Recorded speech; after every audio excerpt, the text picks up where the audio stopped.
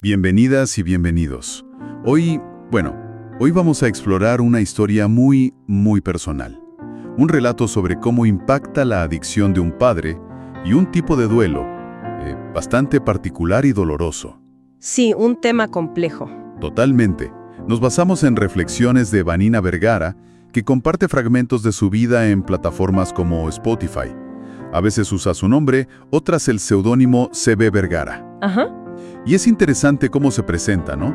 Lo hace a través de estas vivencias, contando lo que ha sido para ella vivir con el alcoholismo de su papá, toda su vida básicamente, y las marcas que eso deja. Claro, es su forma de decir, esta soy yo, esto me ha formado. Exacto.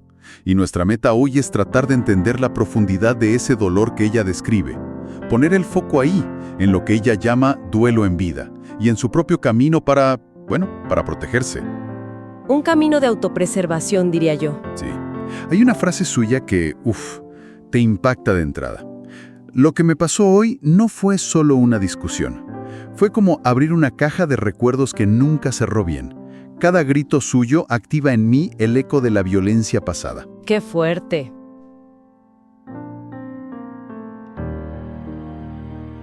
Es un gran punto de partida para entender. Sí. Vamos a ver qué hay detrás de esto. Para empezar a captar la dimensión de esto, es clave entender desde dónde habla Vanina. Claro, su perspectiva. Es la hija. Ha lidiado toda su vida con esto, con el alcoholismo del padre. No es alguien que mira de afuera, ¿viste? Su historia está tejida con esta realidad. Totalmente marcada por eso. Y cuenta un episodio reciente, una pelea con su padre. Él tiene 73 años, es viudo y estaba, bajo los efectos del alcohol. Pero lo central, y acá se ve la herida, ¿no? Es que ella dice... El problema no es esta discusión. Exactamente. Eso es lo crucial. Lo que describe es esa resonancia terrible con el pasado. Ajá. No es solo una pelea con un señor mayor, enfermo. Es, como dice ella, el eco de la violencia pasada. Esa frase tiene un peso enorme. Sí. Sugiere que el sonido de esos gritos de ahora viaja en el tiempo y despierta traumas viejos, sufridos por ella y también por su madre, que ya falleció. Claro. Habla de sentirse atrapada en una película, una que juró no volver a ver. Ahí está el nudo de su angustia, ¿no? La sensación de que el pasado no pasó, que sigue metiéndose en su presente. Y parece que esa invasión del pasado es constante. Usa una imagen muy potente. La nena que todavía grita dentro mío que termine ya esto. Esa imagen. ¿Cómo entendemos eso? Esa superposición de dolores. La pelea de ahora y el trauma de antes. Bueno, es que el Zoquederquibes es un fenómeno muy real en situaciones de trauma largo, ¿viste? La frustración de ahora con el padre, su estado que no quiere cambiar, todo eso se mezcla casi físicamente con las heridas de la infancia, de la adolescencia. Se entrelaza todo. Claro, esos recuerdos de gritos, golpes, hasta las infidelidades, los silencios, esos cargados de tensión, no son solo recuerdos en un cajón, son experiencias que le dieron forma a su sistema nervioso, a cómo reacciona emocionalmente. Se entiendo. Entonces, un evento de ahora, como esa discusión, no se procesa solito, ¿sabes? Funciona como un gatillo, reactiva todo el dolor, el miedo, la impotencia que se fue juntando. Esa nena que grita es la parte de ella que sigue sintiendo el golpe de esa violencia original, como si pasara ahora mismo. ¡Wow! El dolor de hoy se multiplica, digamos, por todo el peso del pasado que no se resolvió. Y frente a esa montaña de dolor que se reactiva, Vanina llega a una conclusión que suena durísima, pero quizás también un poco liberadora. A ver. Dice que su padre no va a dejar de beber por ella, que la adicción no se negocia con palabras ni con promesas a medias. Es como asumir una realidad muy cruda sobre la enfermedad de él y sobre lo que ella puede o no puede hacer. Y esa aceptación, aunque duela un montón, es clave. Toca de lleno el tema de la impotencia frente a la adicción de alguien que quieres. Sí. Es reconocer que por más que lo quiera, ella no controla sus decisiones ni su enfermedad. Y Vanina lo conecta además con lo que vivió su madre. Cierto. Recuerda esa lucha de 50 años de la mamá intentando salvar al marido.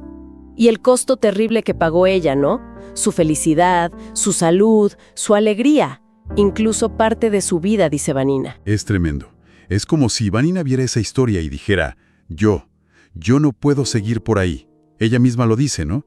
Que ahora está viendo la película completa, quizás a diferencia de su madre. Tal cual. Parece una decisión muy consciente para no caer en ese papel de salvadora. Justamente. Esa conciencia es lo que le permite empezar a separarse de ese patrón destructivo. Reconocer la impotencia no es rendirse sin más, ¿eh? Es un acto de realismo, radical si quieres, que abre la puerta a otras opciones. Claro. Si no puede salvarlo, un rol que, parece, él nunca aceptó tampoco, entonces la pregunta cambia. Pasa a ser, ¿cómo puedo cuidarme yo en esta situación? Ahí está el giro. Y ahí surge la necesidad de replantear su propio lugar en toda esa dinámica familiar. Y es justo ahí, en ese replanteo, donde ella trae este término tan particular y fuerte, duelo en vida. Sí, es muy potente ese concepto. Lo describe como estar de luto por alguien que sigue acá, físicamente, pero que se va consumiendo, viéndolo morir de a poquito, dice, apagarse cada día. Es una pérdida que no entra en las categorías normales, ¿no? Para nada. ¿Qué hace que este duelo sea tan especialmente doloroso, según lo cuenta ella? Lo que lo hace tan desgarrador por cómo lo describe Vanina es que es continuo y no tiene cierre. No hay un final. A diferencia de la muerte que, trae una finalidad, aunque duela horrores. Claro, hay un punto final. Exacto. Pero este duelo en vida es como una herida abierta, todo el tiempo. Es el dolor de perderlo de a poco, mezclado con la frustración de ahora, y muchas veces con lo difícil que es la relación misma con esa persona que se está yendo. Ella dice, no cierra, no libera, no termina. Es estar en un limbo emocional que te agota, te deja exhausta. Se nota ese agotamiento. Duele porque es su padre, obvio, está ese lazo fundamental. Pero a la vez, su presencia no alivia el dolor, a veces hasta lo empeora. Y ella sabe que estar ahí pegada no lo va a curar. Y ese agotamiento que mencionas se siente muy fuerte en lo que escribe. Llega a decir, ojalá que se acabe todo. Uf. Y aclara rápido, no, que no lo dice de mala, sino por puro cansancio. Es como la expresión de que la carga ya es insoportable. Y es importantísimo entender esa frase en su contexto. No es un deseo literal de muerte.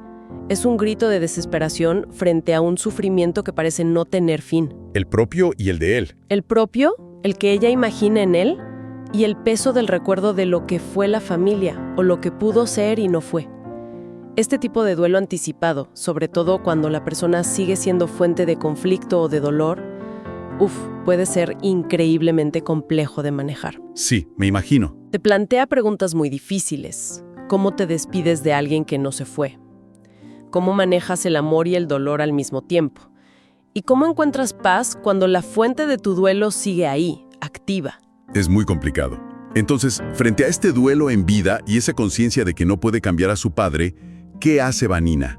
Describe un cambio de estrategia muy claro, ¿no? Enfocado en protegerse a sí misma. Sí, y sus estrategias son bien concretas.